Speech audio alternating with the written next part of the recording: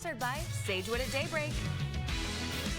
Welcome to the show, everyone. I'm Kari Diaz. And I'm Brooke Mangum, and we are at the beautiful Sagewood at Daybreak. We've been here before, but this time we're going to do things a little bit differently. Yes, we are talking about an event called The Longest Day that supports Alzheimer's awareness. First, we're checking out their memory care center. So what do you say, Kari? Should we go check it out? Let's go. We are here in the family room at Sagewood at Daybreak. Now, we visited here many times. We always love being here, but today we're focusing on something a little bit different, Alzheimer's awareness. We're here with Lindsay and Sonny. Sonny, you guys cover all different levels of care. We do. We have independent living, we have assisted living, we have our Mountain View, which is an assisted living plus, and then we have our Connections unit, which is our memory care. So important. Now, Lindsay, you actually work down in Connections. Tell me about the Connections program. Our Connections program, it's a very intimate program. We, when we have residents move in, we do still like to ask them, what are your hobbies? What are your interests?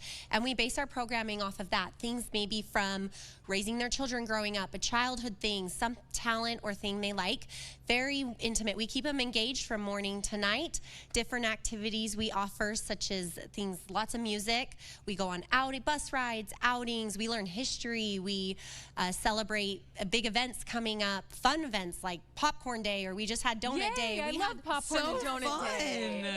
And they love it. And we plan our calendars with our memory care residents. We like to base off things they like, and we just keep them engaged all day from morning till night. So everything is completely catered to each patient. I love that. Yes, it is a very individualized program, and each month is different. We try different things every month. We might throw in something they want to try. We do kitchen demos. We ask them, what do you want to cook? What's something that brings you back to home? And one of their favorites is making bread, and we do bread in our bread maker, and the smell of the homemade bread cooking, and we made homemade jam, and they just... My mouth is watering, Lindsay. Me too. It takes them back. It brings back those little sensory things that might spark a memory. You know, the smell of, I remember my mom, or I remember making bread for my children, and little things like that, the sound of a music or a certain band that they like, Glenn Miller, or someone that they sparks that, I remember that, and it brings back a memory for them. So. And Sonny, don't you think it's so important when you have the different levels of care, if they need to transition into another one, it's familiar to them? It is. I mean, we're family here. So again, bringing in the community, the continuity of care, there's already the transition, of the staff, so everybody knows everybody. So again, it makes the transition smoother and easier. Okay. Friendly face. You don't have to relearn. I know Kari and I both had family members that had Alzheimer's, and it can be so hard for the family as well as for the person that's going through this. Do you have any recommendations or tips for family members out there that may be experiencing this right now?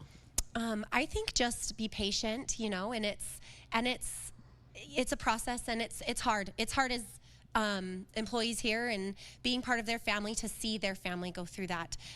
But finding those little connections still that you can still find, even as you see the progress, little things, we have these shadow boxes outside their rooms where they can keep. They're so cool. I saw those. Aren't they? You can keep, they have little mementos and things that they can put in those boxes to spark that memory or remind them of, because this is home to them. It's nothing different. This is their home, and we want them to feel at home here. Sonny, what's your take on that? What advice do you have too?